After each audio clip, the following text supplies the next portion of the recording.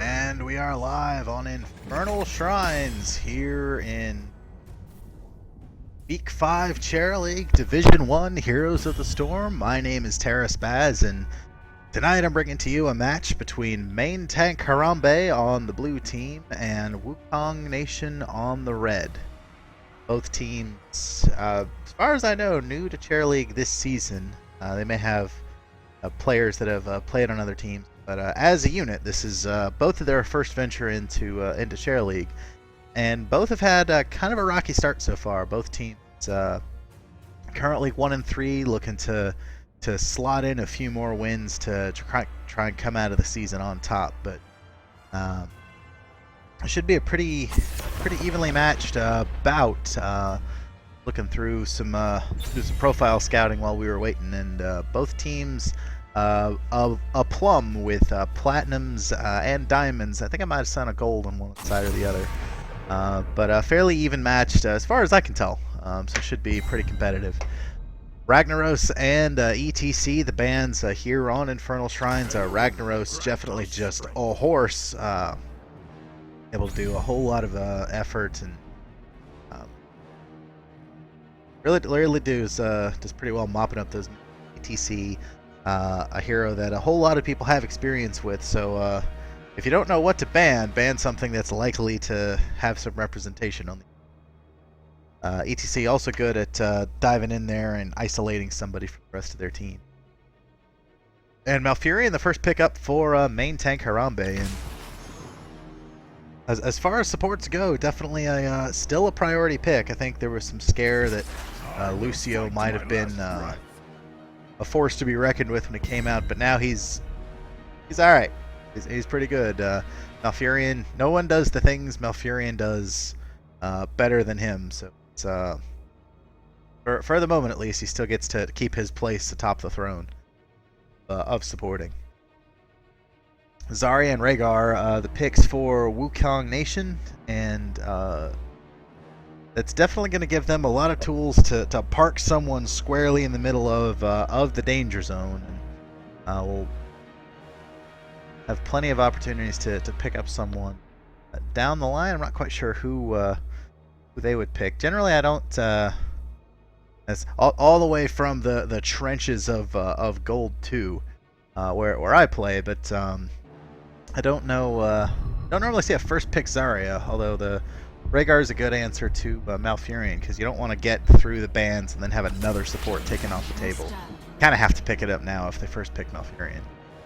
But Dahaka Vala, the picks for main tank Harambe, so they've got a really good synergy there to grab somebody, then root him in place, and then just pour damage into Vala and presumably some more members of their team. So if they can get some good picks, they definitely have a lot of good tools to capitalize on that. Tassadar taken off the table pairs very well with Vala, like steak and a really good red wine. I don't know wine, so I'm gonna say a Merlot. Maybe that's right, maybe that's wrong. I'm kind of wine stupid, so we'll leave it at that. Main tank Harambe now with the banhammer. Not really sure what they'd be looking to ban here. Wukong Nation clearly wants somebody to benefit from a Zarya shield, maybe someone with a higher health pool, like an Artanist, maybe. I don't know if they can afford that. Gul'dan taken off the table instead. Also very powerful in this map, able to just eat away just huge chunks of Temple Guardians or Temple Minions. So. Main tank Harambe definitely aware of the impact damage can have and trying to limit what Wukong Nation can have.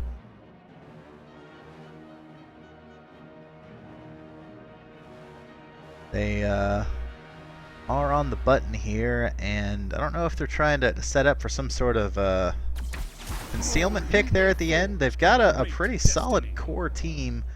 Except for they don't have a great source of range damage, Thrall and Variants, so they're actually it looks like we may be teching into a Bloodlust comp here with Thrall, Zarya, and Variant all benefiting more or less from that Bloodlust. So if they can get in there on main tank Harambe, then they may be able to just explode out some damage real quick. But still missing somebody in that ranged role, so I don't know if they may want to pick up a mage here or maybe some trainer. Kind of depends, I guess, on what main tank Harambe wants to round out their team with, and they've got a lot of options. They probably want another big beefy frontliner. Dahaka not quite able to cut the job on his own, but beyond that, they've got a lot of flexibility. They've put themselves in a good position to react to Wukong Nation, and their picks are going to be Arthas and Kel'Thas. So Arthas, a great pick for if you know the team's going to come in heavy around you. Arthas, the head of the spear, can kind of slow everybody down and provide that little bit of extra peel for this team. Allow Vala and Kel'Thas one more round of damage before Wukong Nation collapses in on them. A good answer. I have, in all the times I've played Arthas, never been successful, but I know that in the right hands, it's a very strong potential. Jaina, the final pick for Wukong Nation, and there's that range bit of damage. There's that target for the Zarya shield if everything goes south. If manage to get a good angle on it, that may be the saving grace for Wukong Nation.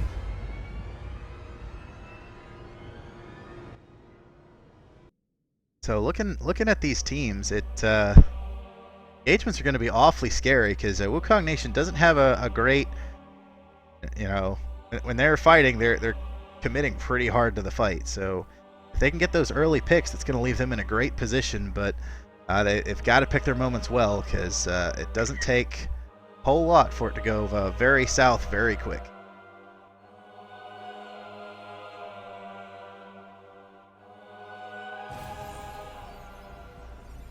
And we are live on Infernal Shrines here on Chair League. On the blue team for main tank Harambe, we've got Hollis on Arthas, Hoagie on Vala, Richard Gere on Malfurion, Blackout on Kel'Thas, and Mothman on Dahaka.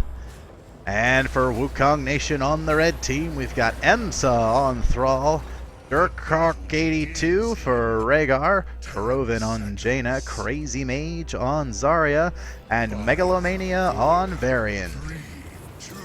Best of luck to both teams. Gates are down. Teams are rushing headlong down the long, narrow corridor of the mid lane to the first violent engagement, which is going to be fairly peaceful as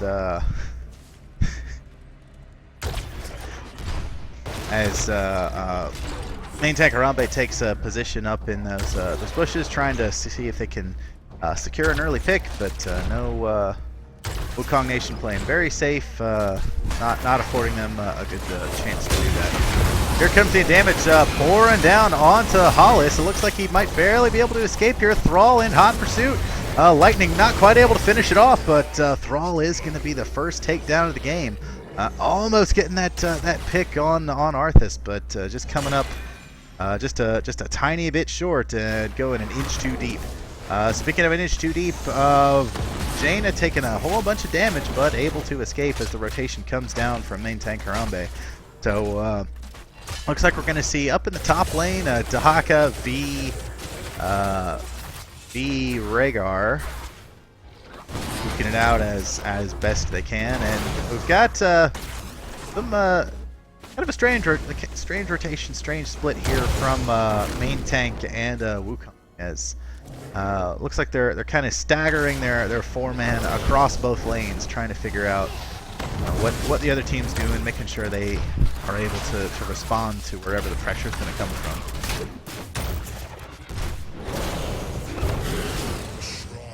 Shrine going to be active up in the top lane. Looks like both teams may be just a little bit to it as the rotation comes down onto Megalomania. Damage gets just poured out of a big, gigantic bucket, and he is going to be taken down. But that is going to cost main tank Harambe a little bit of time in rotation. They've got the bulk of their force down in the bottom lane. They're heading top, but Aren't going to be, doesn't think like they're going to be quite enough in time to save Mothman as he is in fairly deep. He's trying to escape. He's almost got it. Can he get away? Yes, he escapes to safety as reinforcements from main tank come in to help contest this shrine. And now it's Wukong Nation who is in the danger zone as Thrall, with nowhere to go, runs to the top lane to peel by proxy for the rest of his team. And looks like main tank Harambe is in solid position for this first shrine. And we see Jaina down in the mid lane just soaking up XP, trying to get Wukong Nation back onto even experience, because one Punisher early in the game is not all that bad. It's not something you want to concede, but there's certainly worse outcomes. So we do see Jaina going all the way down to bottom to continue to soak XP, to try and get their team back into it. Dahaka down there to contest. Varian does draw the jump from the Punisher. Wukong Nation doing a good job burning it down, and in pretty predictable fashion, main tank Harambe able to definitively get the wall from that first Punisher, but not a whole lot more than that. Just a little bit of damage on the fort, some damage on that supporting turret. And so far, kind of a textbook first Punisher. Neither team really excited about the outcome, but neither team all that disappointed either. So, see main tank Harambe once again going into that swirling death ball rotation, sending a whole bunch of people to try to pick off Kroven, but able to walk back to safety. And that's something that main tank Harambe seems like they've got down to a T, being able to take their 4-man and work as a unit, rotating very fluidly, will make the abilities do what they want, and when the opportunities present themselves, they're able to capitalize on it. We see with those 3 picks already. But all in all, both teams at level 7, still fairly quiet across the map. Both teams getting their siege camps here. No huge surprises. And tank Harambe looking to try and isolate the Zarya, but Zarya doing a good job pumping up that energy bar. And so far, just a bit of brawling, a bit of scrapping. No huge overcommitments yet. Next shrine should be up in well, there we go, in about 15 seconds. So neither team wants to surrender a takedown there, although looks like Crazy Mage will be able to get to safety, although oh, and with that, both teams also pick up their bruisers, so those should clash up in the top lane. Both teams very clearly familiar with proper strategy on the map. Although a bit of rough positioning might be the end of Kroven, as Jaina falls so low that Living Bomb does take her out of the fight. So is this going to be a 1-for-0 in favor of main tank Harambe? And once again, they've got firm control of the Punisher.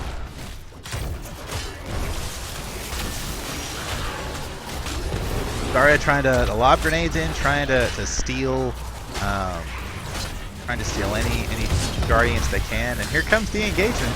As a Dahaka not present for the fight, this is temporarily even. Although he could warp in at any instant, and so he does. So Wukong Nation is going to have to back out. They've got one last stab at a solid engagement here, but that temple count is just too high, and there's no realistic way to steal it at this point. So halfway through level 9, main tank Harambe should be able to achieve 10s with this push, so very high chance they're going to be able to grab this fort as well. Sidewall already fallen. Punisher still at about half health, and Megalomania dropping a little bit low, otherwise still fine. Heal comes out from Rhaegar. Punisher goes in, a nice protect from Varian, but too many stuns is going to keep him in one place for too long. And he's going to fall. Crazy Mage at such low health that she does wind up falling too. So a 2-for-0 in favor of main tank Harambe, the Punisher on its last legs, but that Syndragosa turning off the buildings. This could do quite a bit more damage. Punisher will fall after the wall on that mid keep does go down. So really solid gains from main tank Harambe there, able to get a full fort and the wall on mid keep, add a couple more takedowns to their scoreboard, and continue applying pressure elsewhere across the map. As they rotate down to the bottom lane, Wukong has everybody on board to respond, but they are critically missing heroics. So playing safe is going to be the name of the game for a little while still. See Varian in mid trying to soak and get his team back up to level 10. Almost there. Damage coming out on Hollis, able to shrug it off, and main tank Harambe able to get the bottom wall on Wukong's fort. But heroics are now active, so for a little while Wukong will be able to take an engagement with at fairly even footing. That global presence from Dahaka, able to glom up experience halfway across the world and still be present for team fights when duty calls, is gonna make that 2-level gap between main tank and Wukong just so much harder to close.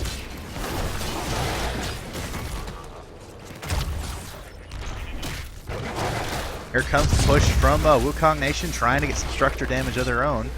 Main tank Harambe, it looks like they're trying to find an angle of attack here, but Wukong Nation not quite giving it to them. Shrine active in the top lane, been unfortunate for main tank. I'm sure they would have liked to see it down in the mid lane. But Wukong Nation is in position. They are able to start on this a bit earlier. Dahaka taking a good bit of damage, but he will be able to escape. And level 13 talents now online from main tank Harambe. Arth is still a few steps away, so Wukong Nation temporarily has the advantage, but that window's quickly closing as both teams now have the full force of their team available for the fight, and Wukong has a 15 Temple Guardian head start. And if they can find the engagement, if they can find the line they want, then this might be able to close in on this. Blackout a little far forward, able to walk away largely unscathed. Knows the limits of his hero and knows really where he can be to truly be safe. Both teams still playing very cautiously. Main tank Harambe doing a great job taking command of the shrine once again, forcing Wukong Nation back out of the fight. Here comes the engagement onto Dahaka. Health pool dropping fairly quickly. The burrow goes off. Can Mothman escape? The answer is no, and Wukong Nation get their first takedown of the game. 5 minions to go for the Punisher. Cindergosa is out. Now down to 3, and can Wukong Nation hold on to it? The health pool's dropping so low, and they will have to surrender it, and possibly more than that if they can. They're desperately trying to get away. It looks like Varian is going to have to fall on his sword in order to keep his team safe, but Thrall right behind him. So, I mean, it's so close. It looked like Wukong was turning it around there. It looked like they had the tools they need. They got that pick, but in the end, they just surrendered too much damage, and main tank was able to turn around on them. So Thrall out of the mix, but Jaina is available, so there's a chance that Wukong can hang on to this keep. And if they can do that, that's going to be really instrumental in keeping them in this match. Looks like they're going to be able to do that. Both teams, once again, with 5 on the board, the damage comes pouring out onto Megalomania. He's going to be able to walk to safety. Punisher falls. But Emsa in critical health as well, but he's going to withstand as well. So good defense from Wukong Nation as they hang on to their keep with a fairly high health pool.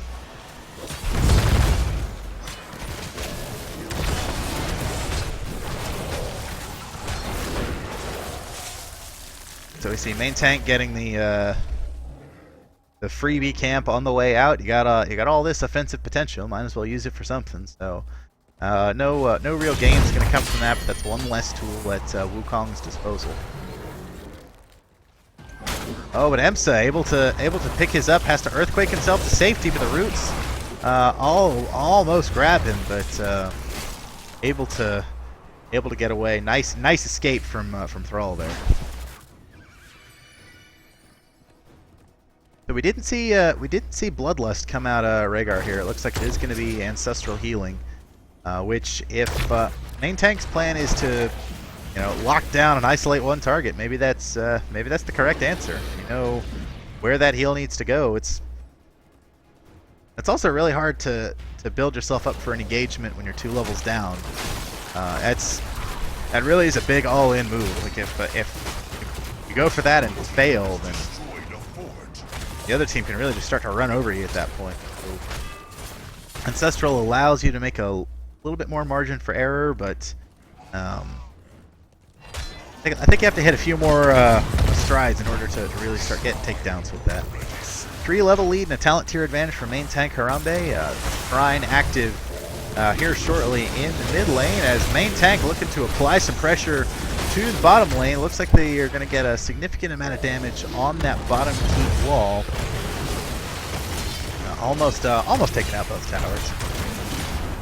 Dahaka warping up top to try and glom up the even more experience, and the main tank has the head start for the shrine, able to get into position, and Wukong's got starting to feel the pressure. Their back's starting to go up against the wall here. They're down a talent tier, aren't really in a position to challenge this, and they need to ensure that everyone's available for the defense. So it looks like Jaina's going to work on cleaning up a Merc camp while the rest of Wukong tries to get some structure damage of their own. It looks like they're going to pretty easily take out that wall. Are they going to try and grab this fort as well? And this is cool. I love when teams do this. Main tank Harambe at 39. Just buying time for the rest of their team to get a mercenary camp for the top lane. Knowing that there is no pressure coming, knowing that they've got as much time as they need.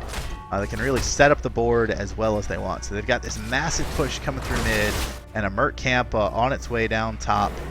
That's going to just really start to put the hurt on Wukong if this doesn't end quickly.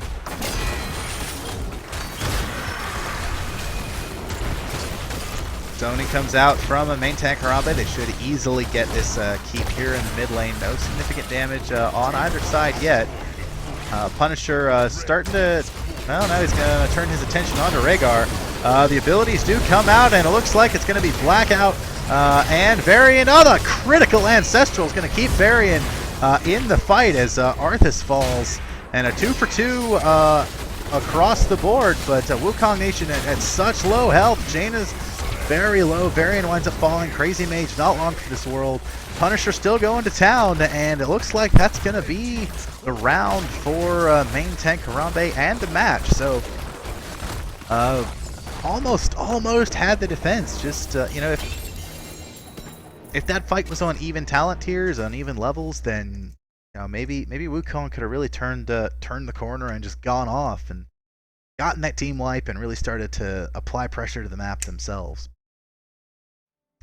Main tank Harambe got that advantage and just never let it go. They hung on and just never surrendered a bad position. I think all of their takedowns were given below cost. So if for every time one of their heroes died, I think they wound up getting more takedowns on the other side. So good job on main tank Harambe, just not giving up that advantage. You get that first Punisher, you get an experience lead, you get a structure lead, and if you can hang on to that really does start to kind of roll on itself. So good, great rotations again from main tank. They were able to really operate as a tight knit unit, and that seemed to pay off, especially in the early game. It looked like Wukong, if they could have hung on just a little bit longer, I think their team was set up so that in the long game they can really just explode and really start doing some damage. But they weren't able to. They weren't quite able to hang in long enough. That could have been a really great turnaround if they could. But it's going to be a pretty quick one, pretty well cut and dry here on Infernal Shrines. There is unfortunately only one W, and today that W goes to main tank Harambe. So they will ascend to 2-3, trying to close out the season on a positive note. And I wish both teams the best of luck here in the future weeks here in Division 1 Cheer League.